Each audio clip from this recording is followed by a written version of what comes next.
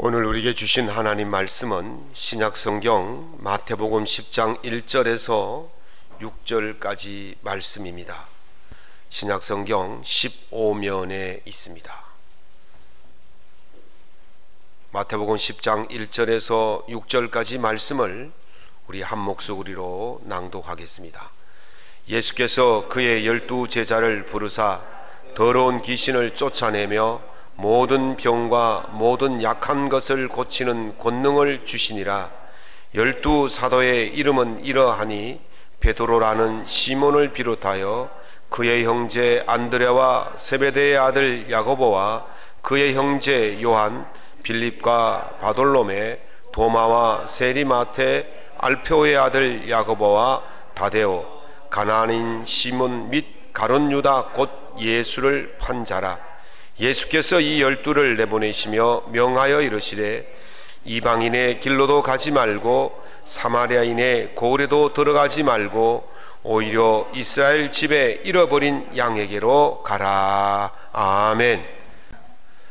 오늘 본문 말씀을 중심해서 저 높은 곳을 향하여 준비하라.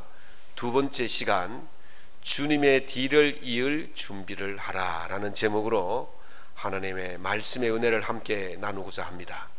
이 말씀을 통해서 여러분의 삶과 생애에 하나님의 크신 은혜가 넘치시기를 예수님 이름으로 축원합니다. 교자체신이라는 말이 있습니다. 가르칠 교자에 아들 자자에 또 켈체, 거둘체, 그 다음에 땔감신, 땔감나무신 이런 말입니다. 아들에게, 자녀에게 땔감나무를 해오는 방법을 가르쳐라 이런 말이거든요. 춘추 전국시대의 한 아버지가 아들에게 땔감을 해오라고 시키면서 이렇게 묻습니다. 아들아, 우리 집 담벼락 옆에 있는 땔감이 있고 집에서 한 10리쯤 떨어진 곳에 땔감이 있단다. 너는 어디 것을 가져오기를 원하느냐? 여러분 어떻습니까? 집 옆에 있는 땔감이 있고 10리나 떨어진 곳에 땔감이 있는데 어디 것을 가져오면 좋겠습니까? 아들이 아버지 당연히 집 옆에 가져오지요. 그러니까 아버지가 그렇게 말합니다. 얘야, 10리 밖의 땔감은 누구나 가져갈 수 있는 것이란다. 이 말은 무슨 말입니까? 먼저 가져가는 사람이 임자라는 거예요. 그런데 집 옆에 땔감은 누구만 가져갈 수 있습니까? 나만 가져갈 수 있는 거예요. 그러니까 다른 사람들이 가져가기 전에 멀리 있는 땔감을 먼저 가져와야 내 집 옆에 땔감이 그대로 남아있고 나중에 요긴하게 쓸 수가 있단다. 그렇게 아들을 가르쳤답니다. 부모가 함께 있을 때에는요, 부모가 어려운 문제를 다 해결해 주기 때문에 그리 큰 문제가 되지 않습니다. 그러나 부모가 이 땅을 떠났을 때 그때가 문제가 되는 거예요. 아들이 부모가 없이 이 땅에서 혼자 스스로 힘으로 살아남을 수 있는 그것을 가르치는 것이 바로 부모의 책임이고, 현명한 부모라면 그렇게 자녀가 스스로 살아갈 수 있는 지혜를 가르쳐 주는 것이 현명한 부모라는 것이죠. 아들에게 편하고 쉽고 이런 것을 가르칠 것이냐, 아니면 지금 당장은 힘들지만 스스로 살아갈 수 있고 스스로 문제를 해결할 수 있는 그런 힘과 지혜와 능력을 길러주는 것이 더 중요한 것인가를 고민하지 않을 수가 없는 것입니다. 예수님은 요단강에서 세례를 받으시고 40일 금식 기도를 하신 후에 자신의 사명에 대한 저 높은 곳을 향하여 갈 수 있는 준비를 다 마치셨습니다. 그리고 나서 두 번째로 준비하신 것이 뭐냐면 다음 세대를 준비하시는 것이었어요. 그래서 오늘 예수님께서 이제까지는 혼자서 복음을 전파하시고 병자도 고치시고 귀신도 내어 쫓으시고 먹을 것도 나누어 주시고 혼자서 1인 5역 10역을 다 하셨어요. 그런데 이제 예수님께서 이제 마태복음 4장부터 9장까지의 내용이 다 예수님께서 혼자 하신, 제자들은 몇 명이 있었지만 그냥 따라다니면서 그냥 예수님이 하시는 거 구경만 하고 주시는 거 먹기는 하고 그런 정도였어요. 모든 문제를 예수님이 다 해결해 주셨단 말이죠. 그런데 이제 예수님께서 12 제자를 부르십니다. 다음 예수님의 뒤를 이어서 다음을 이어갈 그 세대를 준비하는 모습을 볼 수가 있습니다.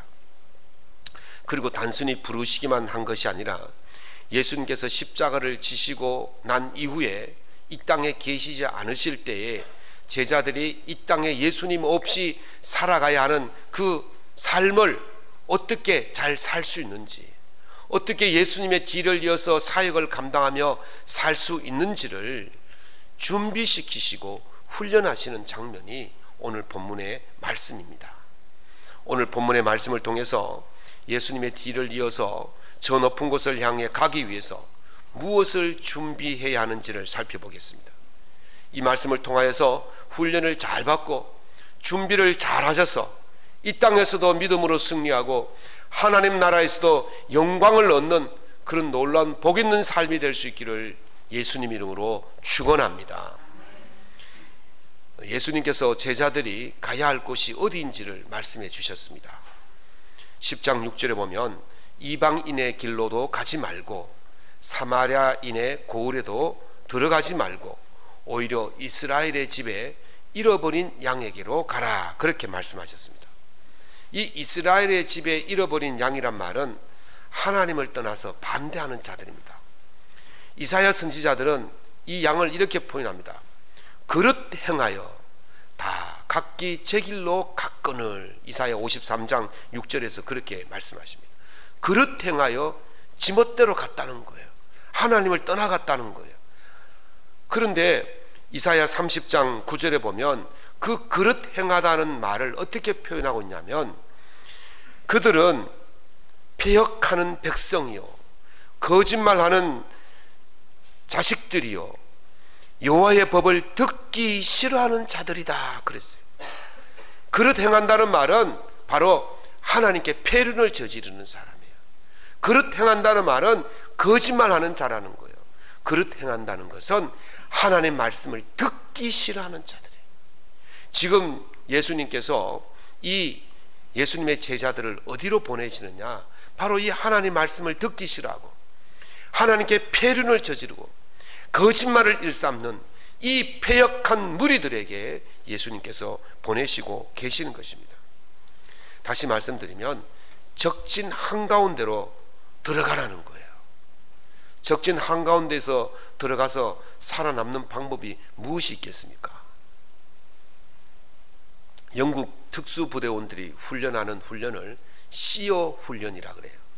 그 영어 약자를 하면 SER이라 그러는데, S는 그 생존이라는 서바이벌의 첫 글자가 S지 않습니까? 그래서 서바이벌, 생존 훈련. 두 번째 E는 이베이전이라 그래가지고 회피하는, 도망다니는 훈련이에요. 세 번째는 레지스턴스로 해서 저항하는 훈련이에요. 네 번째는 에스케이프라 그래서 탈출하는 훈련이에요. 요거 이제 첫머리를 따서 SER이라고 이렇게 해서 시오 훈련이라고 그렇게 말합니다.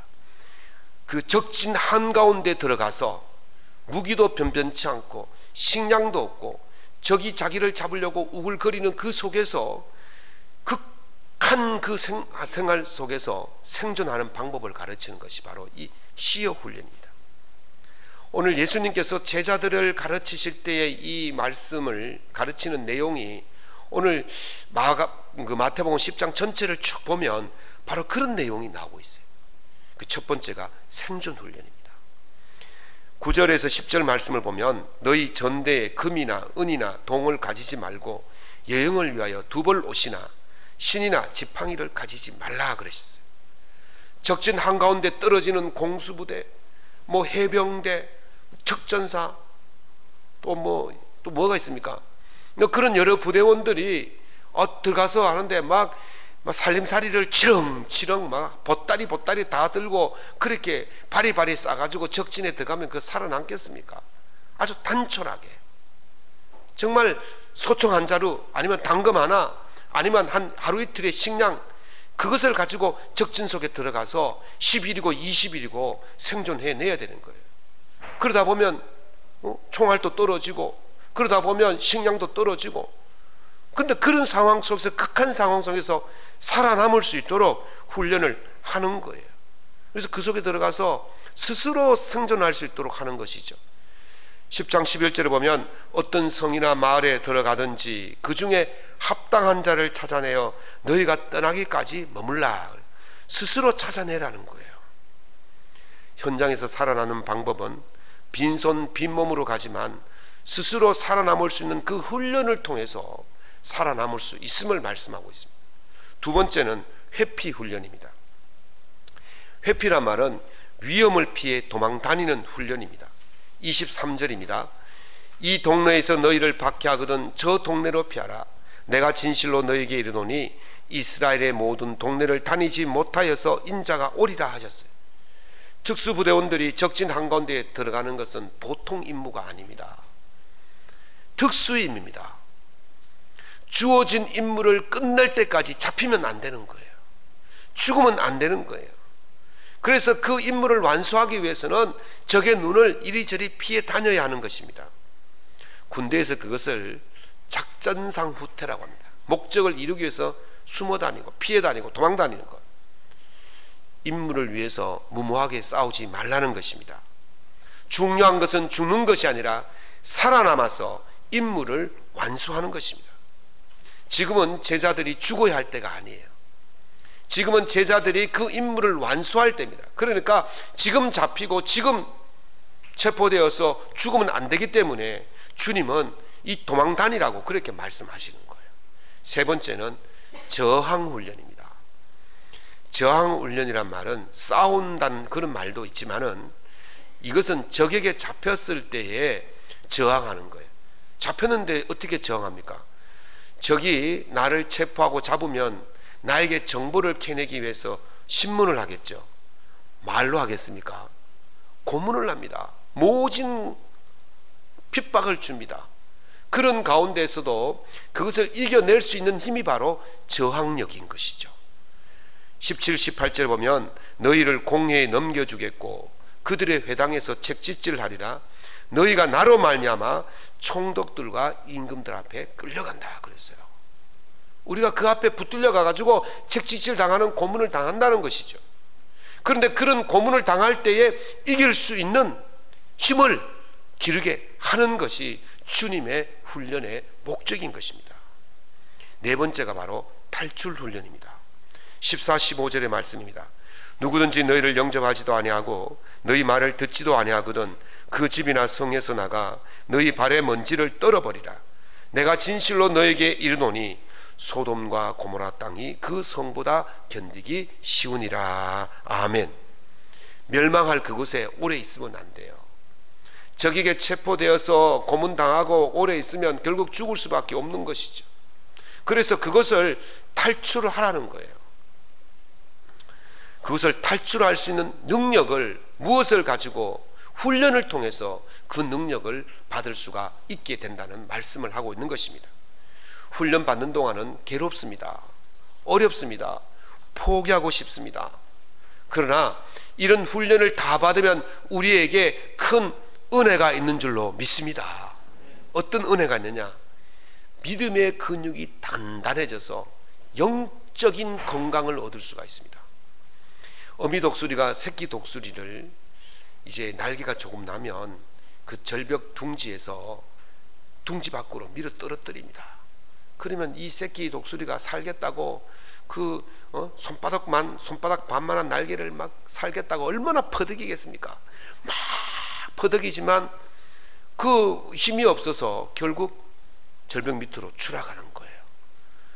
그때 어미가 손살같이 가가지고 땅바닥에 부딪히기 직전에 탁 채가지고 다시 둥지 위에 올려놓습니다. 그리고 조금 있다가 또 밀어냅니다. 그러면 또 떨어지면서 살겠다고 막 퍼득이겠죠. 또 떨어지기 직전에 또 탁 낚아챕니다. 그러기를 수십 번 합니다. 그러면 뭐가 생깁니까? 날개에 근육에 힘이 생기는 거예요. 그러면 어느 순간에 떨어뜨려도 내려가다가 쫙 창공을 차고 오르는 힘 있는 독수리가 되는 것입니다. 오늘 우리가 이런 훈련을 받는 것은 바로 그런 근육이 생겨서, 믿음의 근육이 생겨서 웬만한 일에는 끄떡이 없도록 만들기 위해서 그렇게 하시는 줄로 믿습니다. 바울사도는 인내는 연단을, 연단은 소망을 이루는 줄 알미라 그러셨어요. 우리가 인내로서 이 연단을, 이 훈련을 받으면 결국 믿음의 결과를 우리가 볼 수 있게 된다는 것입니다. 그래서 로마서 8장 18절에 현재의 고난은 장차 우리에게 나타날 영광과 좋게 비교할 수 없도다 그러셨어요. 오늘 지금 내가 받는 훈련, 그게 고난이고 그게 연단이고 그게 힘들고 포기하고 싶지만 그것을 버리지 않고 끝까지 훈련을 완수하면 영광의 나라에서 하나님이 주시는 영광을 누릴 수 있게 될 줄로 믿습니다. 이 영광을 다 누릴 수 있기를 예수님 이름으로 축원합니다. 두 번째는 받은 능력을 잘 활용할 수 있는 지혜를 얻게 되어집니다. 한 어부가 굶주린 두 사람에게 선물을 줬습니다. 한 사람에게는 그 고기가 가득 든 망태를 줬고 한 사람에게는 낚싯대를 줬습니다. 두 사람은 그 선물을 받고 각기 제 길로 갔어요. 고기를 받은 사람은 가다가 배고프니까 고기 한 마리씩 꺼내서 구워서 먹었습니다. 그런데 고기가 떨어졌습니다. 어떻게 되었을까요? 빈 망태 끈안고 굶어서 죽었답니다. 그리고 낚싯대를 받은 사람은 바닷가를 찾아서 가다가 바닷가를 눈앞에 두고 너무 굶어서 기진맥진해서 그만 쓰러져 죽었습니다. 한 달쯤 있다가 또 다른 두 사람을 어부가 만났습니다. 굶어서 기진맥진한 그 사람에게 앞에 있는 사람들처럼 똑같이 고기 같은 한 망태를 주고 낚싯대를 줬습니다. 그래서 두 사람도 이제 그 길을 떠났는데 이번에는 두 사람이 흩어지지 않고 함께 가는 거예요. 그래서 이제 바다를 찾을 때까지 그 망태에 있는 고기를 서로 나눠 먹으면서, 그래서 이제 바닷가에 도착해서 그 낚싯대로 고기를 잡아서 시장에 내다 팔아서 돈을 만들어서 집도 짓고 결혼도 하고 가정도 꾸리고 어선도 사고 부자가 되어서 행복하게 살았답니다. 이걸 우리가 망태기와 낚시를 능력이라고 생각해 봅시다. 이 능력을 어떻게 활용하냐에 따라서 그 사람이 성공할 수도 있고 그 사람이 실패할 수도 있는 거예요. 이 능력을요 이미 다 주셨어요. 예수님께서 10장 1절에 뭐라 그러셨습니까? 제자들에게 권능을 주셨다 그랬어요. 이미 다 받으셨어요. 여러분들에게 이 하나님의 주님의 주신 이 능력이 여러분들에게 다 있는 줄로 믿습니다. 믿는 자들에게는 이런 표적이 따르니 그랬어요. 어떤 표적이 따릅니까? 병든 자에게 손을 얹으면 낫고, 귀신을 쫓아내고, 새 방언을 막고, 뱀을 집어 들어 올릴 수 있고, 독을 마셔도 해로움을 당하지 않는 그런 능력을 여러분들이 이미 받으신 줄로 믿으시기 바랍니다. 믿는 자들에게 다 주셨어요. 능력을 다 주셨어요. 믿음으로 기도하는 자, 의인의 간구는 역사하는 힘이 크다고 그랬어요. 여러분들이 예수 믿어서 의인이 된 줄로 믿습니다. 그러니까 여러분들이 기도하면 역사하는 힘이 커요. 이미 다 가지고 계신 거예요. 그런데 마치 안 받은 것처럼, 또는 그걸 줘도 쓸 줄 몰라서 능력이 안 나타나는 거예요. 우리가 이 훈련을 받으면, 주님께 주시는 그 훈련을 받으면 이 능력을 활용할 수 있는 지혜를 가지게 되어지는 겁니다. 그래서 예수님께서 보라 내가 너희를 보냄니 양을 이리 가운데 보냄 같다. 뱀같이 지혜롭고 비둘기같이 순결하라 그랬어요. 그래서 이 구별할 수 있는 능력을 여러분들이 가질 수가 있습니다. 훈련을 받아야만이 이게 옳은지 그른지, 이게 진짜인지 가짜인지, 이것을 어떻게 사용하는지를 알 수가 있게 되어지는 것입니다. 주님이 주시는 그 훈련 힘들고 피곤하지만 이 훈련을 잘 받으셔서 지혜롭게 살아가셔서 영광의 자리에 다 이룰 수 있기를 예수님 이름으로 축원합니다. 세 번째는 그 신앙의 회복의 탄력성이 좋아집니다. 어떤 일에 충격을 받으면 다음부터 그 비슷한 일이 벌어지게 되어지면 두렵고 공포심을 느끼게 되어집니다. 우리가 그것을 외상 후 스트레스 장애라고 그렇게 말을 합니다. 그래서 이제 같은 일이 반복이 일어나면 너무 사람이 무기력해지고 일상생활을 할 수 없을 정도의 공포심을 느끼게 되어집니다. 그런데 그런 같은 일을 당하고도 다시 도전하고 두렵지 않는 마음으로 살아가는 것을, 이걸 탄력성, 회복 탄력성이 높은 사람이다 그렇게 말합니다. 회복 탄력성이 높은 사람은 실패하고 좌절하고 두렵고 공포심이 있어도 금방 회복되어지는 거예요. 금방 회복되어져서 다시 그 일을 할 수 있게 되어지는 겁니다. 이게 오뚜기자 있잖아요. 오뚜기가 넘어졌다가 다시 탁 튀어오르는 거죠. 용숙철을 팍 눌려놓으면 다시 튀어나가는 것처럼, 그게 바로 회복 탄력성이에요. 믿음이 좋은 사람들에게 이게 있어요. 어떤 불행한 사건에 대해서 어떤 의미를 부여하고 인식하느냐에 따라서 그 사람이 행복해지기도 하고 불행해지기도 하는 겁니다. 어떤 사건이 일어나면 그걸 부정적인 방법으로, 부정적인 생각으로 계속 쳐다보면 그 사람은 그 외상 후 스트레스 장애에 빠져서 너무너무 일상생활이 힘들어지지만, 그것을 긍정적으로 바라보고 다시 한번 기회를 줬겠구나 생각하고 나서는 사람은 그 신앙이 다시 회복되어지는 것입니다. 거절과 실패를 최후의 성공에 필요한 요건이다 이렇게 생각하는 사람은 다시 일어설 수가 있습니다. 거절을 많이 당하면 당할수록 성공에 더 가까워지는 거예요. 그래서 저는 거절의 그릇이 차야만이 성공이 이루어진다는 거예요. 그릇이, 이 그만한 그릇이 있는데 거기에 거절당하고 실패하고 거절당하고 그런 것들이 꽉꽉꽉 차면 이제 더 찰 데가 없으면 뭐가 오겠습니까? 성공이 오는 줄로 믿습니다. 제가요, 제주도에서 사회 가실 때가 아니고 사회 갈 때 교회에 이제 초등학생들이 한 명도 없었어요. 그래서 길 가던 4명을 붙들고 전도를 해서 교인이 되었습니다.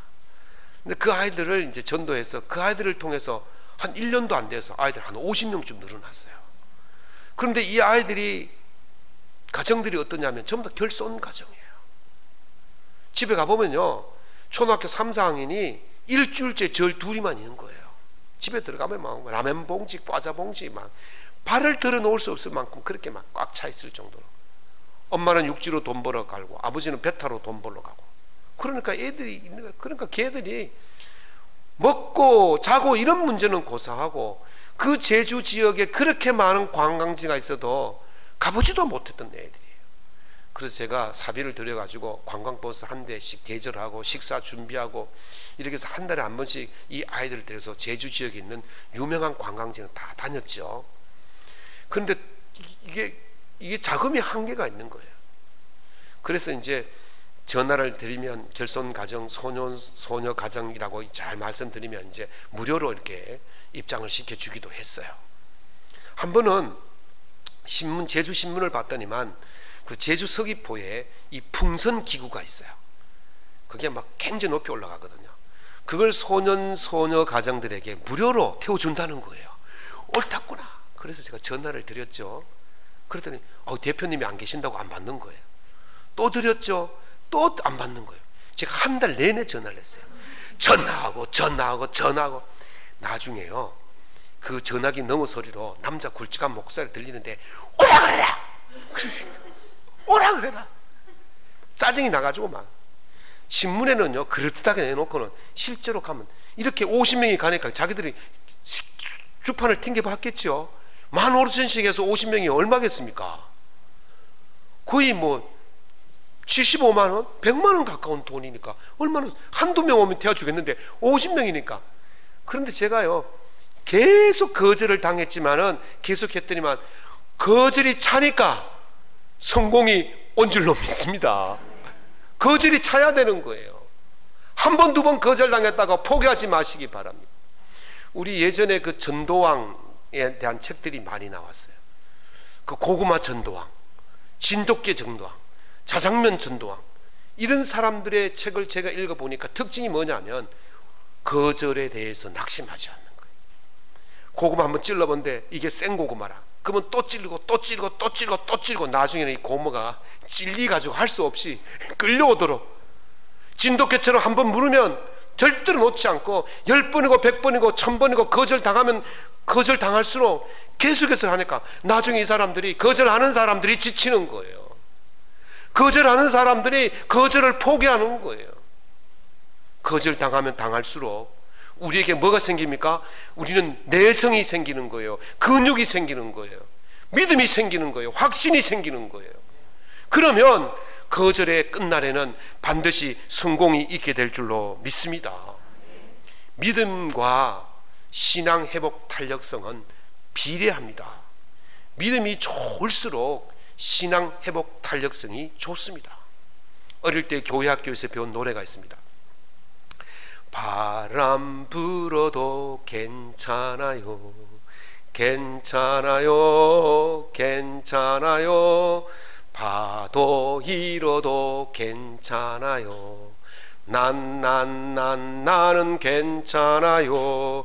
바람을 만드신 하나님, 파도를 만드신 하나님, 주님 내 안에 계시니까 나는 괜찮아요. 아멘. 주님이 내 안에 계시니까. 그러니까 바람이라는 고난, 파도라는 고난, 바람이라는 거절, 파도라는 거절이 있다 할지라도 내 믿음이 좋으면 그런 것 아무것도 아닐 줄로 믿습니다. 그런 것들이 있다 할지라도 내 안에 주님이 계시면 그런 거절과 그런 고난 속에서도 다시 일어서게 될 줄로 믿습니다. 바울 사도는 고린도후서 4장 8절 9절에서 우리가 사방으로 우겨쌈을 당하여도 쌓이지 아니하며 답답한 일을 당하여도 낙심하지 아니하며 박해를 받아도 버림받지 아니하며 거꾸로 뜨림을 당하여도 망하지 아니한다. 아멘. 아무리 어려운 상황이 와도 능히 이기고 하나님의 영광의 나라에 다 들어갈 줄로 믿습니다. 그러므로 우리가 훈련이 힘들고 어렵더라도 그 영광의 나라에 들어가기 위해서 주님이 걸으셨던 그 길을 따라서 준비하고 훈련해서 다 들어갈 수 있기를 예수님 이름으로 축원합니다. 말씀을 맺겠습니다. 주님이 계시지 않는 동안 우리가 겪어야 할 것을 주님은 다 아십니다. 오늘 10장 22절에 보면 너희가 내 이름으로 말미암아 모든 사람에게 미움을 받을 것이라 그러셨어요. 예수 이름으로 살면 예수 믿지 않는 자들에 의해서 미움을 받을 수밖에 없습니다. 왜냐하면 그들이 사는 삶과 우리가 사는 삶이 다르기 때문에 그렇습니다. 그들이 추구하는 목적과 우리가 추구하는 목적이 다르기 때문에 그렇습니다. 그래서 당연히 그들이 우리를 미워할 수밖에 없습니다. 그러나 그런 미운 가운데 있을지라도 염려하지 말라고 하십니다. 마태복음 10장 19절에 20절에 염려하지 말라, 하나님 아버지의 성령이 우리와 함께 하신다고 말씀하십니다. 우리와 함께 하시는 거예요. 하나님이 우리와 함께 하십니다. 그러니 그런 핍박과 그런 거절과 그런 고통이 있다 할지라도 염려하지 않을 것은 하나님이 우리와 함께 하시기 때문인 것입니다.